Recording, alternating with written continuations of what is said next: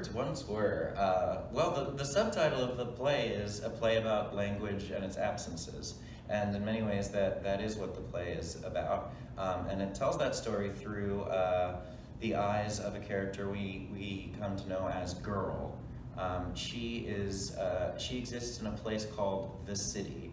And in the city, there is a language that everyone must use. And it is limited to only 1,000 words. And there are a lot of other restrictions about how this language can be used and not used. And Girl is one of the silenced ones in the city, which means that she has had her language taken from her. And Orhan, who Vincent plays, by the way, Quelia is Girl that I'm speaking of. And Orhan is a boy who is starting to discover things about the city that he hadn't noticed before, including the fact that there are these silenced people that we don't see. So he starts to kind of sense the presence of this girl in his life, and starts to uncover the mystery of what that's about and what that means, and starts to question all of the rules and all of the things that he has just accepted as the laws of his life. He's questioning for the first time. But when we looked at what the Parkland students did in that situation, it's very on trend right now for young people to be kind of rising up. So is that kind of the underlying theme, undertone of this show? Yeah, I would say so in a way, definitely. Especially seeing as the story unfolds, it's like it's forever climbing up, you know? Over the course of the show, you see, you know, you start in a place where you're like, okay, I don't know who these people are, I'm not 100% sure where we are, and I don't really know how we ended up here, you know?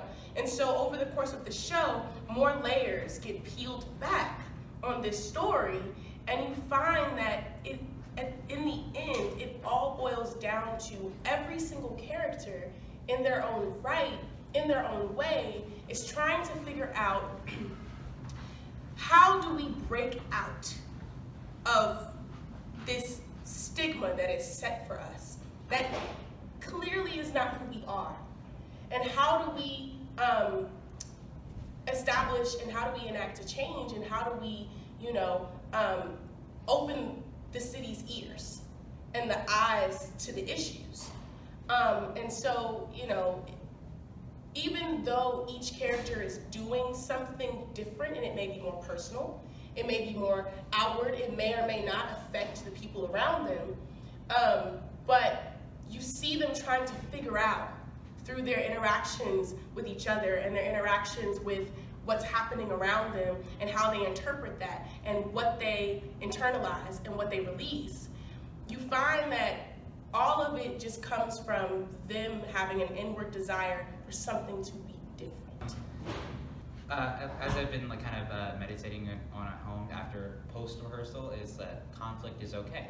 I think often, like, especially as a kid, for me at least, like I thought of life and my relationships with any other person is like stop and go, like good or bad, and things are complex, and conflict is okay. It's okay to ask these questions, and progress isn't always easy or simple. Sometimes it's hard, and it's about wanting to take that time and the effort to fix the problems rather than hurrying to find a solution. Absolutely. It's about like taking the time just to kind of ask questions and be aware of what's going on, and it's okay to not know.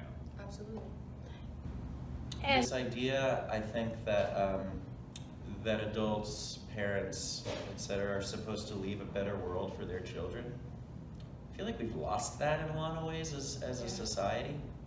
I feel like that's leaving a better world for our children has sort of been a principle that's been forgotten along the way. And it's all about selfishness and getting what's yours.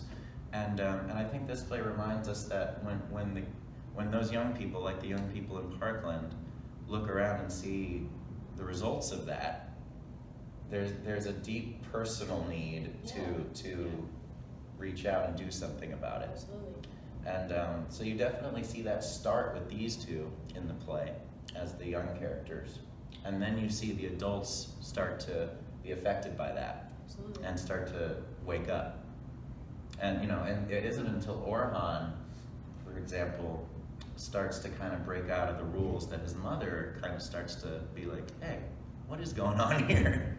Right. So we do need young people to remind us of our ideals, but at the same time, we can't put all of that responsibility on them, because again, that's just unfair. Absolutely.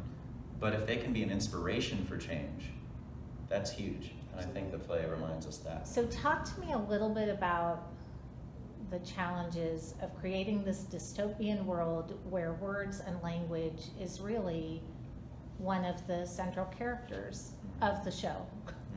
For sure, yeah. Well, that's something we started in our discussions early, was wanting to understand the history of this place that we've been given by the playwright. And as Clelia touched on there, you peel the layers back as you go and learn more and more about where we are. Well, it's interesting to ask, what does dystopian mean, Mm-hmm. And if it's, are we in a dystopia in a way? What are the parallels? How could you say that there are, that there is not a dystopian society somewhere on the globe right now? If not, nowhere is perfect. So and if you live in a dystopia, are you aware of it? Right. Or is it just what you know? And in Orhan's case, it's just what he knows, until suddenly a light bulb turns on and he realizes, wait a minute, this is not a perfect society. Yeah. Absolutely. We're safe, but at what cost? And so what's been really interesting is breaking down the actions that take place throughout the story where there is unspoken dialogue, because their language is limited. So much of it comes down to what they actually do. Just what pausing at the door, turning around, sharing a glance with another character.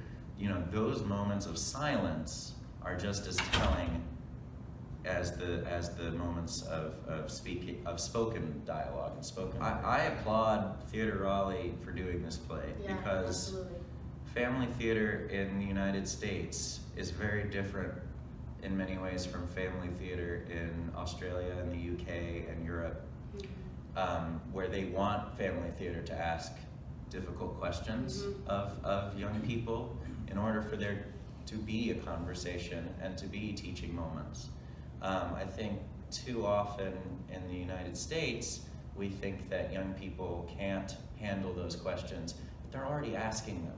Absolutely. And they're already internalizing them, and they need to express those fears and anxieties and ask those bigger questions. And so it's no coincidence that our playwright is Australian, and it's no coincidence that the Kennedy Center in DC commissioned him specifically to write this play.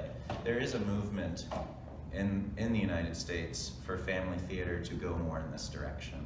And while, so it's really important that we start introducing these kinds of plays to families, to parents and young people.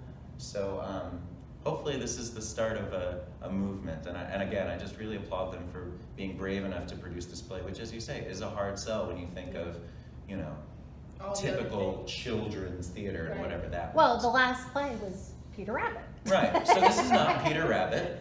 As you can tell from the poster, this is not Peter Rabbit. I know. But there's nothing in here that we should be afraid of. Of course. There's nothing in here that is inappropriate. It's